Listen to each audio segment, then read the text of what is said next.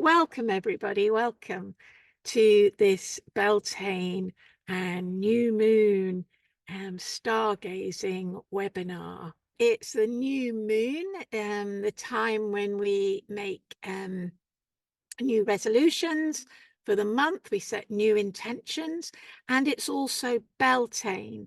Now, just for the benefit of people who are not quite sure what Beltane is, I'm just going to go through that briefly. So it's one of the 4 fire festivals, or what we call the cross-quarter day festivals.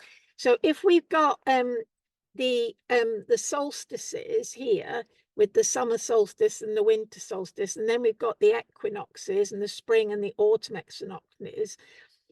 If halfway between them we have what are called the cross-quarter days, or the fire festivals, and one of those is Beltane, and it sits halfway between the spring equinox and the summer solstice. And Beltane, it's like they're all like little mini seasons in a way. And of course, Beltane is the season of growth. I mean, if there's one thing that's happened in the last 2 weeks, and that suddenly nature has turned green again, and everything is growing. So with this, and this whole webinar is going to be very much about growth. So to start with, type a 1 in the chat if you think that personal development or spiritual growth is really important to focus on, whether you believe that focusing on your personal development or your spiritual growth is really important. Yeah, see some 1s coming up. Awesome. Lovely. So most of us would agree that looking after our personal development and our spiritual growth is really important.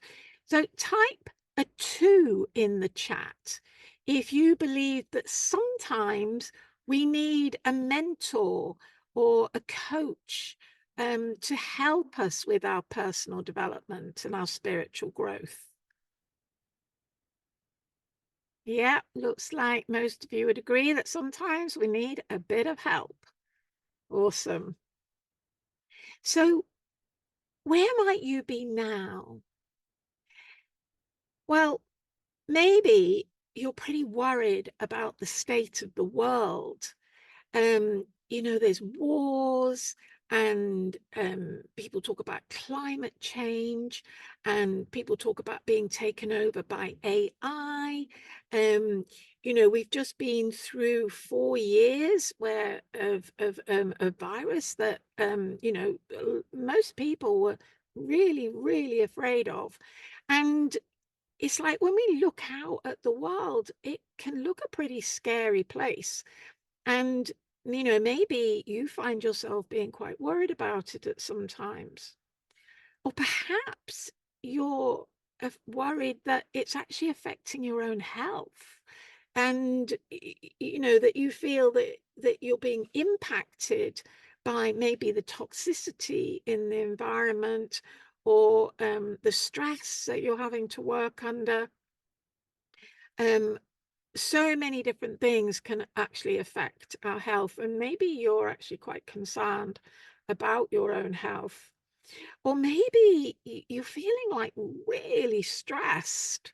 I know a lot of people are very, very stressed at work, or maybe you're just like you're feeling overwhelmed, and it's affecting your relationships, at home or at work with your loved ones, and you're finding it really hard to have like calm conversations. It's like you're just triggered all the time, and potentially you're not getting any time for yourself. It's like you feel like you're neglecting yourself because there's just so much to do and so much to attend to. And your own needs or your own interests are being bypassed. And this can make us feel pretty resentful and you may actually be feeling even quite bitter. So where would you rather be instead? Well, visualize yourself that maybe, you've been having like quite difficult conversations with people. Maybe you find yourself butting up against somebody at work all the time. But now you know how to be in yourself so that you can actually remain calm and that you can actually listen and you can hold a proper conversation with people. You're not being reactive, you're not being triggered. Or imagine that you've been feeling really frustrated, but now you know how to come back into a place of balance and calmness where you can attend to all your needs and the needs of the people around you in a very calm, measured way.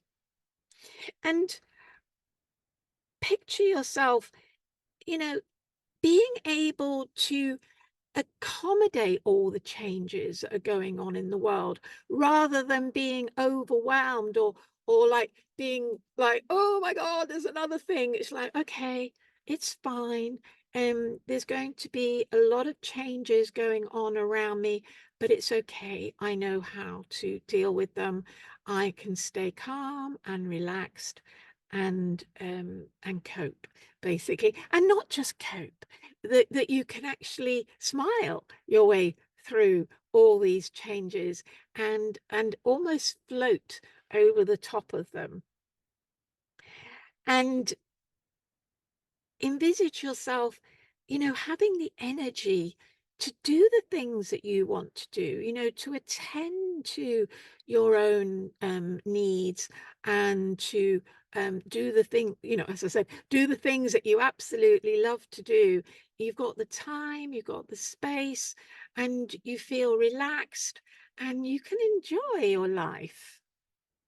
So how do you get from that really really anxious, stressed sort of like state, I don't know how to cope, to, it's okay, everything's fine, and I'm fine, and the world is a beautiful place, and I'm managing, and I'm doing more than managing, I'm actually thriving.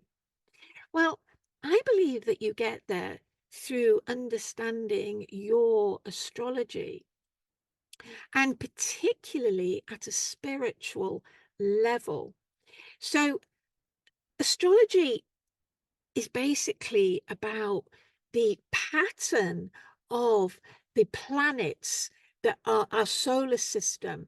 They're all the planets are moving all the time, but they all move at completely different speeds. So the moon only takes a month, to go from all the way around the earth, but we take a whole year to go all the way around the sun, but Pluto takes 250 years to go all the way around the sun. So they're all moving at really different speeds, but they're all constantly moving.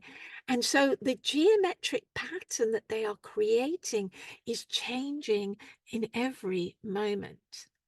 And at one specific moment, you were born, and there was a very specific arrangement of the planets at the time that you were born. And as we all know, sacred geometry, crystals, the geometry in crystals, geometry has a very profound effect on our energy levels. And you've probably all heard that expression, as above, so below. So what's going on in the solar system is what is going on the planet. We cannot help be impacted by what is actually going on in our solar system, even if we're not actually aware of it. But when we are aware of it, then we can make choices. So why is this so important? I'd like to talk about Maslow's hierarchy of needs. Now, you may have come across this. And basically, all human beings have needs. And the most fundamental needs are what are called the physiological needs, like food, shelter, clothing. We have to attend to those needs first before we can do anything else. If we're starving, then there is no way that we're really that interested in our personal development. We're just interested in getting something to eat. But once we've got our physiological needs met, then we can start looking at feeling safe and secure. And then we start thinking about belonging and that feeling of love and friendship and family. And it's only when we've got these three levels sort of like pretty well sorted that we can start to think about our own self-esteem, about our own confidence, our achievements, and the need to be a unique individual. And from there, we can actually move into what is called self-actualization, where we're really looking at the meaning of life and the potential, our inner potential, what we are here for. Now, in the West, most of us are actually very blessed that we don't really have to think very much about our physiological needs. We can start thinking much higher up the pyramid. And for a lot of us, we're really now focused on the self-esteem and the self-actualization. But if you think about it, there's a lot of people in the world who are still very much based in their physiological needs. And because we don't have to think about that so much, it's almost like we have a duty or a responsibility to move to these higher levels.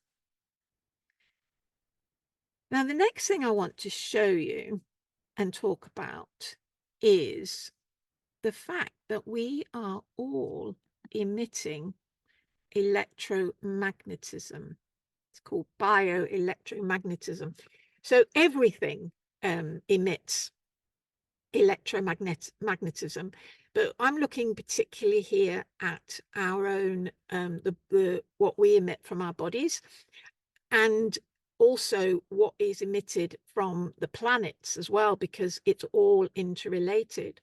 So we were all surrounded by an electromagnetic field, and that field can be quite dense, if you like, quite troubled, quite low frequency, or it can be very high frequency. And you can generally tell when you meet someone. Most of us, because our electromagnetic field stretches out quite far away from us, when we meet somebody, it's almost like our electromagnetic fields meet each other, and we have a pretty good sense whether that person is feeling good about themselves or whether they're not, we're not quite sure about them. It's like, oh, I'm not quite sure about your energy. It all sits on what's called this emotional frequency scale, which you may have come across before. So if we're feeling like really low, like maybe we're feeling guilty or ashamed or we're depressed, then our electromagnetic radiation is quite low. The frequency is quite low, and we can really perceive that in other people. But if we're feeling fantastic, we're feeling joyful and peaceful and happy, then our emotional frequency is much higher. And it's a bit like, you can walk into a party and you can go, oh dear, this does not feel good in here. I'm not, this feels very low and negative. Or you can walk in and go, oh, amazing, everybody's having a great time. This feels really good. And for me, what we're really looking for is to raise our emotional frequency all the time. This is sort of like the fundamental aspect of my work. How can we raise our emotional frequency so that we are actually emitting a much higher vibration of electromagnetic radiation? And It's really important at the moment because apparently in the last year or so, last couple of years, 1 in 5 people have taken time off work through stress. People are just overwhelmed and not able to cope. And the NHS say that 17% of adults are now on antidepressants. You know, that's like an epidemic of unhappiness and distress. I don't know how many of you watched my last webinar where I talked about how I got into astrology, and I'm not going to go through that again now, but I just wanted to share a little bit with you about my background. I've been an astrologer for over, well, more than half my lifetime now, and I was very fortunate to study with the Huber School, who are very much based in spiritual development. This is what I was encouraged to look at, and I've been working with thousands of people. I've been teaching workshops for 30 years, and I love to do it through play and experiential learning, you know, getting people to dress up and to actually act out the planets in their charts so they get to understand, because each planet is like a subpersonality. So you actually get to act out these different subpersonalities and find out how, you know, they really are expressing themselves in the world. And last year, I was even asked by MTV to come and run an astrological retreat for them, for their top show, Teen Mum. One of the mums was really into astrology and she wanted to do a retreat. And it was, well, it was amazing. And through all these years of work, what I've done is I've now created my own unique astrological system. So I've created my own unique astrological system, which I call the Star Wisdom Wild, Weird, and Wise Astrology. And it's got basically 3 learning styles: wild, weird, and wise. And I'm just going to go through them briefly with you because this is something quite unique in the world of astrology. So what do I mean by wild? Well, for me, this is about freedom, and it's about the freedom to explore beyond what we already know. And through doing this, through research, you know, through asking people, what's your experience? And through intuition, through developing and using our intuition. And we do this using the Uranus space uploader. Uranus is one of the outer planets, and it's all about breaking through boundaries, and its key word is freedom. And then we have the weird learning style. Now, weird is the old English right way of spelling, and it means extrasensory, because, you know, these electromagnetic fields that we have, they actually can be quite big. You know, there's no reason why they can't extend all the way around the planet, really. And we have extraordinary sensory abilities that we can stretch and sense for a very long way. And so the weird learning style is all about our experience. You know, when we stretch our sensory field, what is it that we are experiencing? You know, we may be experiencing things that nobody else experiences, but, you know, it's valid for us, and it is it's our own unique way of learning, if you like. And then also sensation, you know, our senses, what we hear, what we see, what we feel, and what we touch. And we do all this through the Neptune's Dream Navigator, because Neptune is all about oneness. It's all about being able to experience everything that there is. And then finally, we have the wise learning style. And what I mean by this is, yeah, in astrology, we learn an awful lot just through doing our intuition and research and our own experience. But there are some things we do have to learn.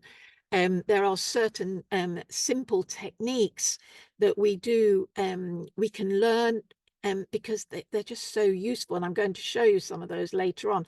And mainly it's because we need to learn some of the symbols. Astrology is a very symbolic language.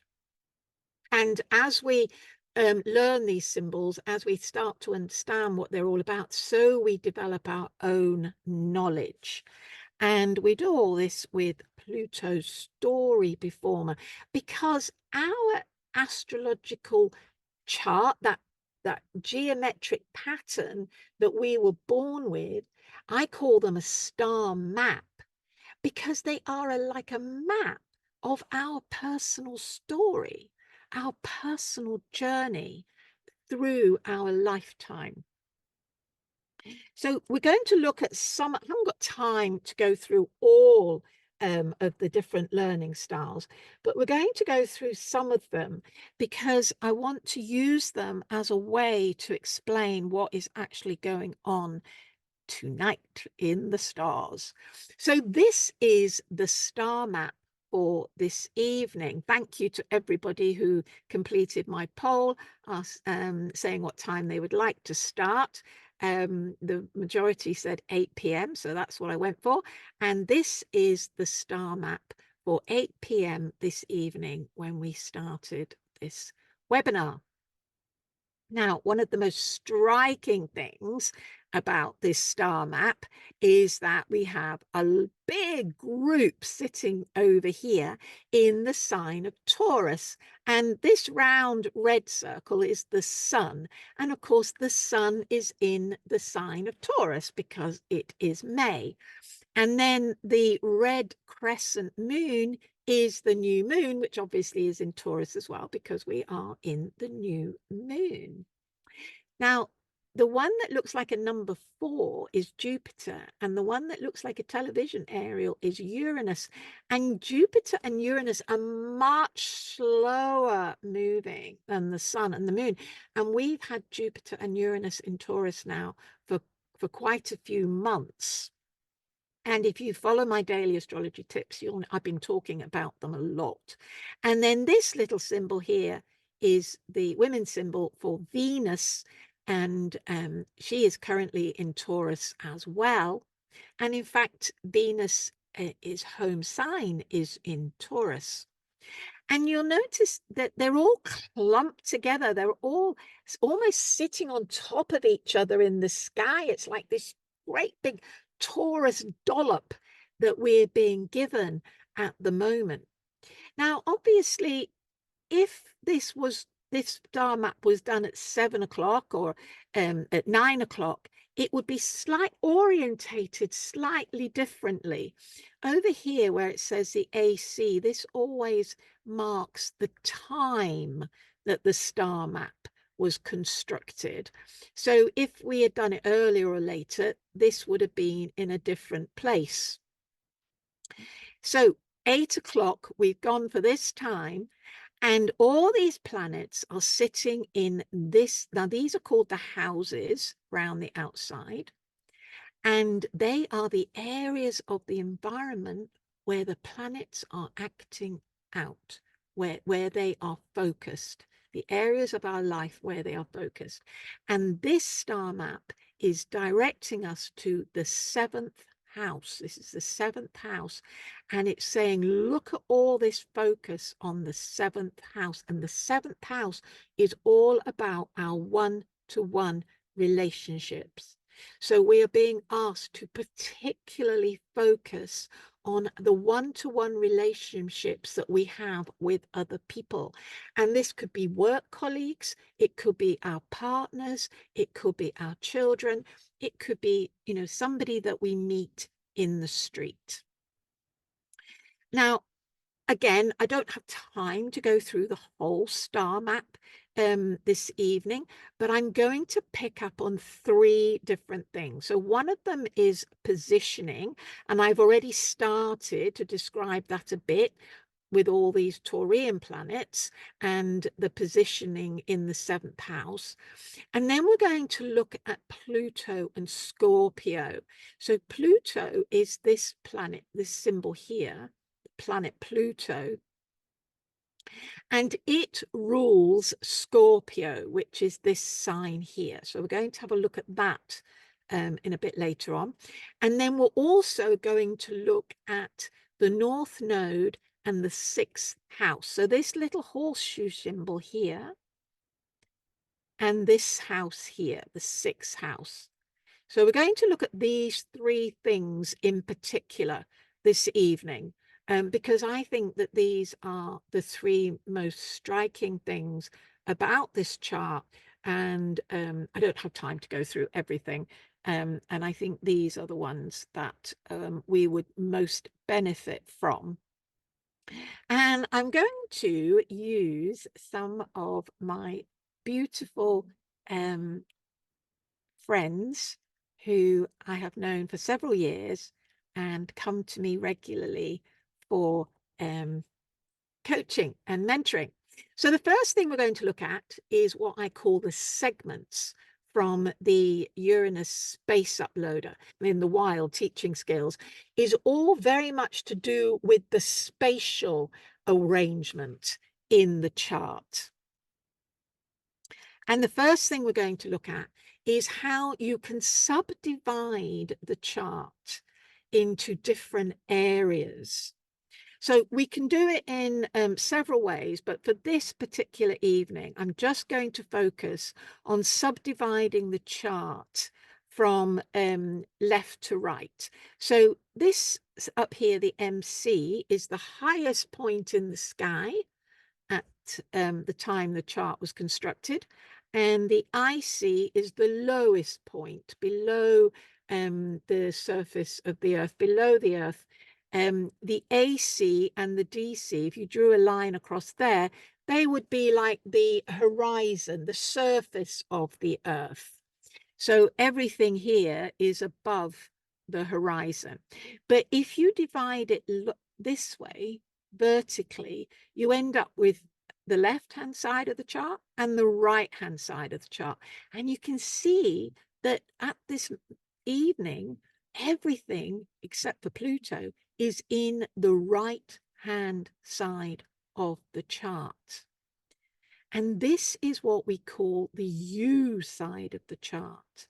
It's where we interact with other people, particularly around this area here.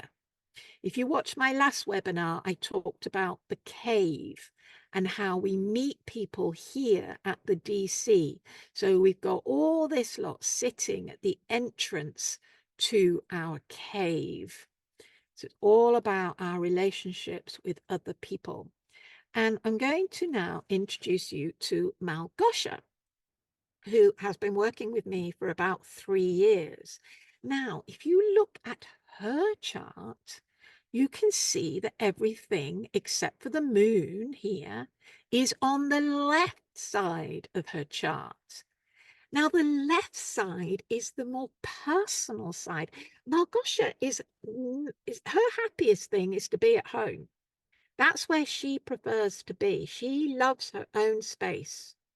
She's a slightly older mum. She's in her mid-40s and she's got 2 small children who don't go to school yet. And her partner is an artist, and he is the house husband, if you like, and Malgosha is the primary breadwinner. So she works in a big insurance company, and she has quite a high-powered job. So she often has to travel. She can be away from home sometimes. And as you can imagine, that can be quite stressful for somebody who actually would rather be at home and not be away from home. But she loves her job, and she loves, to push herself. She wants to succeed. She wants to contribute. She wants to do something important, and she enjoys the work she does. But what she finds is that she's always bumping up against people, particularly her boss. So she'll message me. She said, "Deborah, it's terrible. I don't know what's going on, but my boss is driving me mad, and it's just awful, and we're just having a row, and I can't bear it, and I don't know what to do." And partly this is because she feels vulnerable on this you side of the chart. She'd rather be at home on the I side of the chart. So when people meet her on the U side of the chart, she's a bit like, oh, I'm not, if she's feeling a bit unsettled in herself, she doesn't know how to deal with it. And particularly because, her moon is the only thing that's over there. So it's a bit like wearing a heart on her sleeve, in that she can't help but be very emotionally reactive. And so once she understood her star map and how actually, look, her sun, that red circle over here, is, if you remember, the cave, which is this bit round here, and here's the entrance to the cave. Her sun is right at the back of the cave. She is not letting people in to find out who she really is until she really knows them well. And so we've done a lot of work on how she can actually use her moon to move her awareness to other people and see what actually is going on for them, rather than feeling like, oh, it's all about me and I'm being targeted, to actually move out and go, well, what's happening for you? And recently she messaged me and she said, oh, things are not going well with my partner now. Things are really difficult. And so we went through it again. I said, okay, so you need to see it from his perspective. What's actually going on for him? And of course, she was like, and I'm the one who has to go out to work. And but my gosh, you like going out to work? Yes, I do, actually. Yes, I do. So it's that whole coming to terms with who she is at an inner level, and therefore being able to figure out how she can actually go out and meet people at a point of equality. And I'm pleased to announce that after our last call, where she said things were a bit difficult with her husband, they've just had a fabulous holiday together in Mallorca. So we've got everything on this side of the chart now, on the right-hand side of the chart. So we're being really asked to come out of our shells and to interrelate with other people. There might be people out there who really need us. So the next thing we're going to look at is from the Pluto story performer, the Wise Learning Star. We're going to look at the stars and their outfits. Now, by the stars, I mean the planets. And the outfits are the astrological signs that they are sitting in. And it's almost like the planets adopt a costume in order to, which then colors the way that they perform. So we're going to have a look at this Pluto and Scorpio.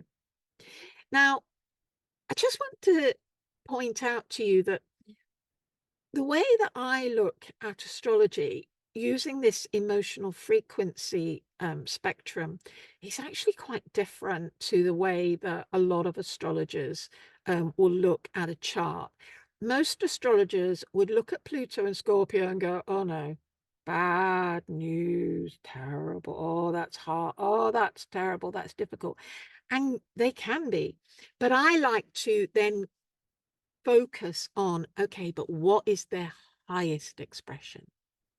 Now, Pluto is the god of the underworld, Hades, and represents death and loss and power.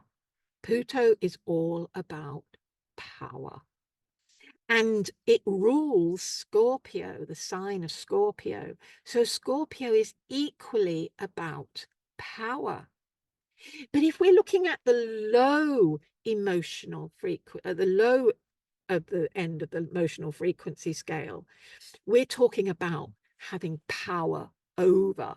We're talking about when you feel that you have no control in a situation, that somebody else has all the power, and that power can even be abusive, and you just feel like you just want to hide, and you feel frightened. All of us will have experienced that at some point. We will have experienced feeling completely disempowered. So our job now is to go, okay, I'm feeling disempowered in this situation.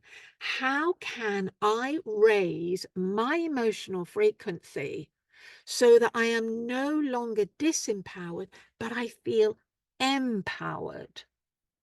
Pluto at the moment is in Aquarius. Now, I remember I said it takes 250 years to go all the way around. It was in Capricorn before, and went in 2008 on the financial crash, the financial crisis. And in Capricorn, basically, its keywords have been like capitalism, top-down power, that we all have to do what we're told. We often find that in the external world, a lot of the astrology does come out at a pretty low emotional frequency.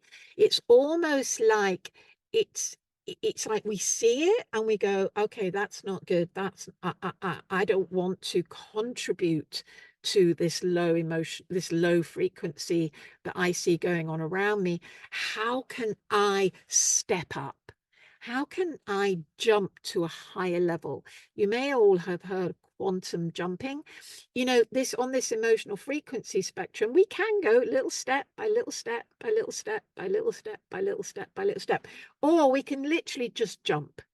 We can go, okay, I'm feeling really low and really bad. Hang on a minute. If I just go and have a look at nature, or I think about something that I actually like, maybe I could at least raise myself to contentment. And if you're not actually clinically depressed, most of us can actually turn our emotions round and say, no, I am going to move into a place of peace. I'm going to go and do something that I love to do, and I'm going to raise my emotional frequency to a much higher level. So in Capricorn, this was when a lot of us started waking up, because Capricorn, I believe Capricorn is actually one of the most spiritual signs in the zodiac, because it's all about channeling inspiration and making it practical. Capricorn's a very practical sign. It's an earth sign. And so it's all about material manifestation. So it's all about, oh, okay, I can see a problem. What can I do about it? I've got an idea. I'll go and do that. So we're actually changing our material circumstances. And this is what a lot of us were starting to work with while Pluto was in Capricorn. But then it moved into Aquarius. Now, it moved in for a few months last year, and then it went backwards, retrograde. And then it came into Aquarius again in January this year. But now it's turned retrograde again, and it's actually going to go back into Capricorn for about 3 months this autumn. Now, it could feel a bit like, oh my goodness, but we've been here before.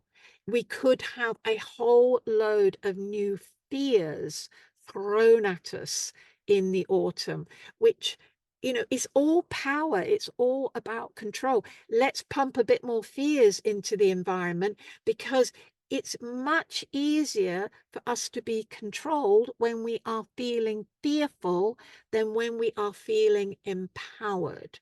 So just be aware that things could turn, like the clock could feel like it's going backwards in the autumn, but it's only for a short while. And basically, it's an opportunity for us to go, no, hang on a minute. I dealt with a lot of fear stuff when Pluto was in Capricorn before. No, I'm not going to succumb to this fear, this new fear that is being thrown at us. I'm not going to succumb to it. That's what you really want to be targeting at. But otherwise, Pluto will then go back into Aquarius at the end of this year, and it's going to stay for 20 years. So for some of us, we're not going to know Pluto moving into Pisces. We're only going to know Pluto in Aquarius for the rest of our lives. Now, Aquarius is all about new technology. And suddenly Pluto moved into Aquarius, and we're all like, oh, we're being taken over by AI. You know, that's like the new fear, isn't it? It's like we're all our lives, we're going to lose our jobs, everything's going to be taken over, we're going to lose our money, it's all going to be digital. And so we've got this whole new level of fear being thrown at us around technology. And again, we have to go, okay, I'm not going to be afraid. There's nothing to fear. And how can I raise my vibration within that Pluto in Aquarius? So the highest aspect of Aquarius is community. It's all about like-minded people. It's about setting up communities of people who are focused on the same thing. So I know my friend Sarah's here, and she's very much focused on her local nature reserve and getting groups of people together to look after it. And, you know, lots of us are involved in little communities. I'm involved in a community called Art Space, where it's all about bringing people together to be creative and to have somewhere they can explore their artistic expression. And that matches really well then, doesn't it, with this one-to-one relationships that we want to be focusing on, that we're looking to meet like-minded people. We're looking to have these interrelationships with people where we can communicate with each other and create something new, create something that's going to overcome some of the problems that we're experiencing in the world. You know, I'm going to talk in a minute about Aries and all the new ideas that are coming through. But for a minute, let's just stay with Pluto and Scorpio. And I would like to introduce you to Leah. Now, look at this. Leah, her sun, that red circle there, is actually on top of Pluto in Scorpio, right where you meet her, on the entrance to her cave. She couldn't be much more scorpionic. She couldn't be much more plutonic. And she has, well, when I first met her, she was having no end of problems with power issues. So first of all, because people recognize that she is a very powerful person, she can easily draw people to her because they recognize that, and they go, oh, here's somebody who knows what they're doing, and I can work with them. But very soon it gets into this sort of head-to-head thing because she's trying to control them. She's trying to use her power over them. She wants them to do what she wants them to do. Or she ends up in a situation where somebody is telling her what to do. Recently, she was living on a boat in a marina, and she was told she had to get off, and she had 2 weeks to get off. And she was arguing with this guy. He was only an employee, and you know, she was very, as you imagine, very upset. And they're telling me what to do, and they're telling me I've got to get off, and la la la la la la. And I said, okay, Take a deep breath. Calm down for a minute. Remember, you've got this incredibly powerful scorpionic trait that is, you're going to end up in this head-to-head confrontation with people who you feel are trying to control you. So how can you raise your emotional frequency to a point where you feel empowered, but they also feel empowered? So it's a win-win situation.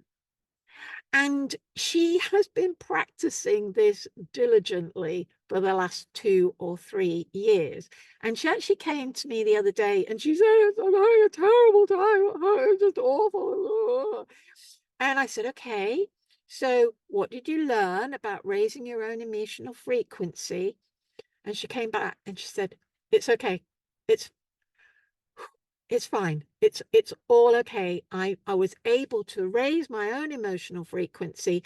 And what she understood was that because of this electromagnetic field that we put out, that by raising her own frequency, she immediately put out a much higher vibration into her own field, which then enabled everybody else to raise their own vibration.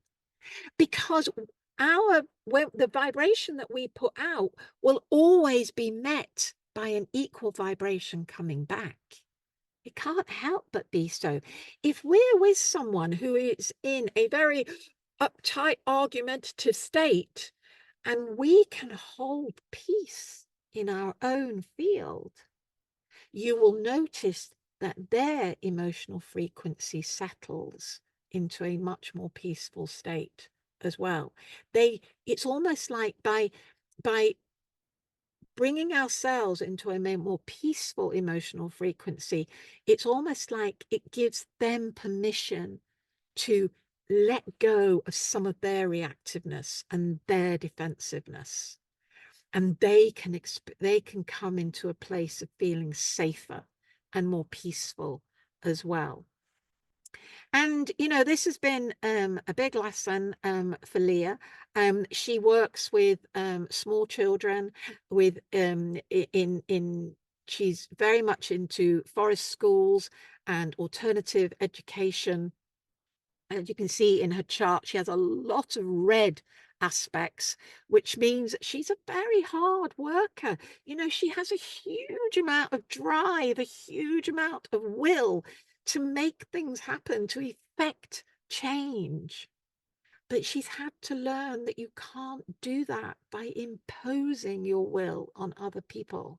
You can only do it by holding space so that other people can feel empowered within that space as well. And this is one of the key things that we're really needing to learn at this moment in the chart that we're seeing this evening, because if you remember, we have Scorpio rising on the eastern horizon. It's what's called the rising sign. And the rising sign is always our spiritual goal. It's where we are headed for. It's our ultimate aim, our ultimate goal. And so in this case, for this chart, it's about empowerment. And it's not just about personal empowerment, it's about empowering every single person that we meet, so that we can change our own emotional frequency and empower everyone that we communicate with to feel safe and to feel heard, and that they are empowered and feel like that they have a role in this world as well. Right, so that was the Pluto and Scorpio. And now we're going to go back to the Pluto story before. We're going to look at tenants. And this is very much about the houses that the planets occupy and what they are doing in those houses. So we're going to look at the 6th house here. And in particular, we're going to look at this little horseshoe symbol, which is called the North Node. Now, the North Node is not actually a planet. It's a point in the sky, and it represents, it's like a signpost. And we all have a North Node somewhere in our chart, and it's the house that it sits in that is primarily of importance, and then the sign that it sits in. So at the moment, the North Node is in Aries. It stays in each sign for about 18 months. So we've already been in Aries for about 9 months, and we've got about another 9 months to go with the North Node in Aries. But for this particular evening, the North Node is in the 6th house. And the 6th house is all about our service to others. How can I be of service to other people? And the North Node in our chart is a bit like if you're going along a road and then the road splits and you've got a fork, and you're not sure which way to go. So you're going along your life's journey, and you've got an important decision to make, and really don't know whether to go with A or whether to go with B. You always choose the one that is signposted to your North Node. So in this particular case, the decision would always be based on, how can I be of best service? Which of these choices is going to enable me to be of best service to other people? The 6th house is, it's very common to find like people who are nurses or teachers, because that they go into vocational type jobs. The 6th house is almost like a vocational type place. So we've got the North Node in Aries in the 6th house. And I am going to introduce you to Sarah, who is here this evening, because Sarah, as you can see, has a very strong Aries influence on the 6th house. Now, her North Node isn't there. Her North Node is down here in the 5th house, which is the house of creativity. But Sarah is very focused on this 6th house in Aries. Her whole life is about helping other people. She belongs to lots of different types of communities. As I said, she's got this little nature reserve, which is where she's sitting in the picture, right outside her house. She's very involved in getting people organized in that. She's very involved with a women's group, and she's very involved in other groups working with children. And the thing about the Aries is that at a low vibration, Aries can be very blunt. It's ruled by Mars, the god of war. So it can almost be aggressive and quite reactionary and quite strident. And Sarah says that sometimes, something will come out of her mouth and people go, oh, like that, like, oh, what was that about? But she's learning that actually she can take it to a much higher vibration. And Aries is the first sign of the zodiac. It's the sign of the child. Now, if you think about children, when they're happy and playing, they honestly, they have got a new idea every 10 seconds. It's like, oh, let's do this. Oh, let's do that. No, let's do this. Oh, I've got a better idea. Let's do this. And this is very much what Sarah's like. She says, I just get like swamped with amazing ideas.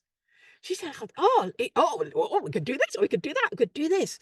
And I see that the phase that we're in at the moment, because I believe we're going through a very big evolutionary shift, and we can see it particularly with the technology, that everything suddenly is becoming technologized, or whatever you want to call it, or computerized or whatever.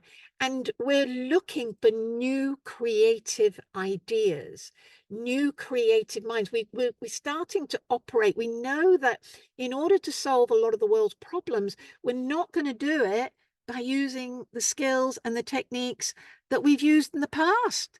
We need something new. We need new ideas. And this is very much where Aries comes in. Now, Aries isn't going to do the work. Sarah will say, I'll suggest to somebody, oh, it'd be nice to go to the beach, wouldn't it? She said, but I won't do anything about it. But a few days later, one of my Taurian friends, and remember, we've got all this stuff in Taurus, will come along and say, I've organized it all. I got the picnic ready. I've got the transport ready. We're going. It was a great idea. Let's go.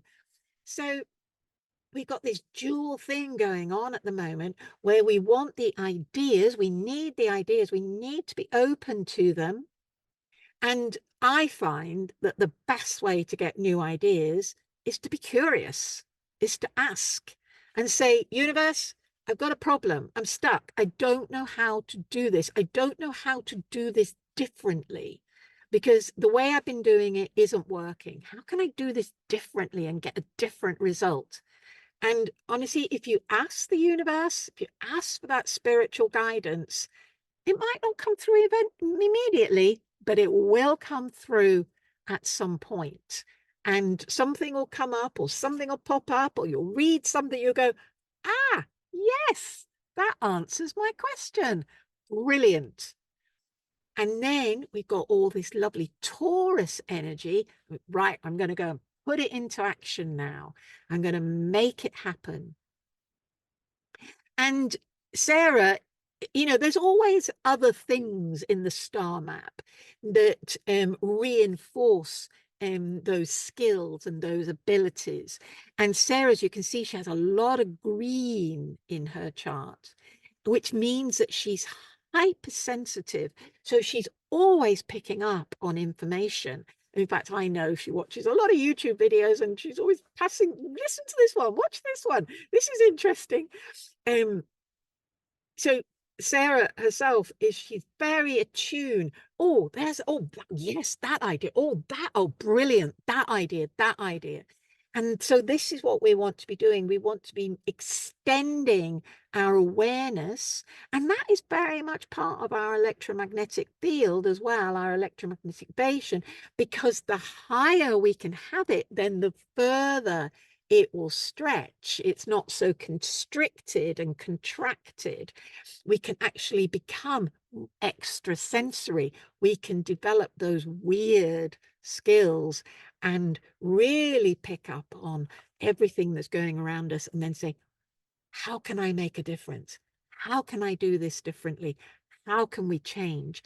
And with Pluto in Aquarius, we're going to be changing fast. I mean, we are not going to recognize how fast things are going to change.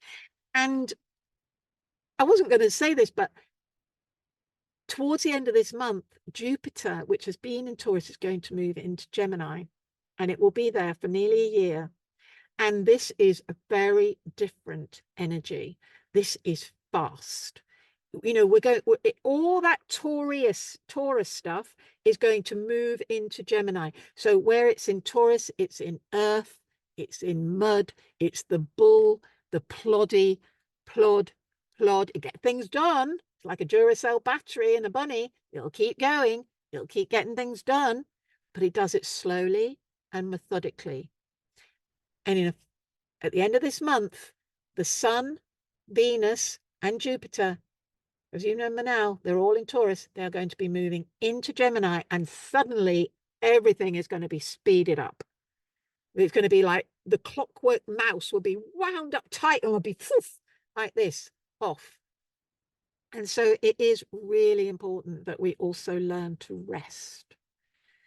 Because our physical body cannot cope with that level of change that we're going to be experiencing.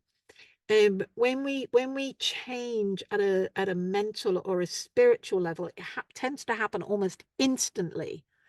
whereas our physical body takes a lot longer to change. You know, it takes 7 years, doesn't it, to renew every bit of our physical body. So it's much slower, and we need to make sure that we take time to rest. So, as a big thank you to coming on this webinar, I would like to invite you all to join the Starlight Lounge. I know that some of you are already members of the Starlight Lounge, but if you're not, very warmly welcome to join. It is free. And it's a home for people who use star wisdom astrology to guide their spiritual growth. And I put my daily astrology tip in there every day. You can meet other like-minded spiritual travelers. And I also post in there, you know, any workshops I'm doing or my speaking tours, things like that. You're all invited. And it's particularly for people who want to use this star wisdom method for their personal development and spiritual growth. So, as a member of the Starlight Lounge, you'll receive access to ongoing mentoring. You'll fast access. So, you know, if you really need some mentoring, and I will prioritize you, and we'll get something booked in quickly, and you'll get a discount on all my mentoring, my courses, my retreats. And as I said, it's a very supportive spiritual community. Now, the Starlight Lounge is for you if you're a parent, you're in a relationship, and you want guidance on how best to bring up your children, or to create the most loving relationship, but also the most, you know, useful relationship, so that you're actually working together in the world to create change. And it's for you if you're an entrepreneur seeking a coach. I believe that all entrepreneurs really need someone, a coach, to help guide them through. And if you're a spiritual explorer and you want to get to know your own star map in detail and see, you know, your strengths, your weaknesses, really home in on your potential and your purpose. And if it's for you, if you want to know what's happening every day in the stars and how you can best make use of those energies. But it's not for you if you'd rather read the daily horoscope in the paper, you know, which, you know, they're entertaining and they can be fun, but it's not quite the same thing, is it? Or it's not for you if you just like, you want to dip in everywhere, you know, listen to a dozen different astrologers, because you'll just get a bit overwhelmed with advice. And it's not for you if you just want to cross your fingers and hope for the best. Or if you just want to carry on misunderstanding, you know, being in situations all the time where you feel like you're overwhelmed, or it's reactive, or you're feeling overstressed or burnt out. And it is for you if you want an adventure in consciousness, because that's what this is all about, really. Is about coming to understand consciousness. We're never going to understand it all, but at least we can be a bit more aware, a bit more conscious. Now, it is unique because it's free to join. You get your daily astrology tip, my latest information, and you can also ask questions. And it is the only chat room that is specifically dedicated to spiritual growth using astrology. Plus, you get your discounted rates for reading, supervision, and coaching. So let's just go back and review tonight's star map. So we've got all this stuff over here on the 7th house.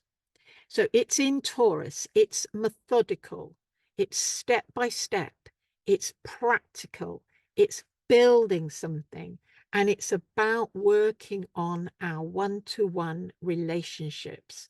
How can we raise our emotional frequency so that we enable everyone else around us to be more comfortable in their own emotional frequency, to be less reactive, to feel more empowered. And it's all about quantum jumping, that we can jump, we can choose our emotional state. We may only get there for a fleeting second, but we can keep going there. We can keep choosing, keep choosing, keep choosing. And then, and how can I serve? So the quantum jumping very much refers to this Pluto and Scorpio.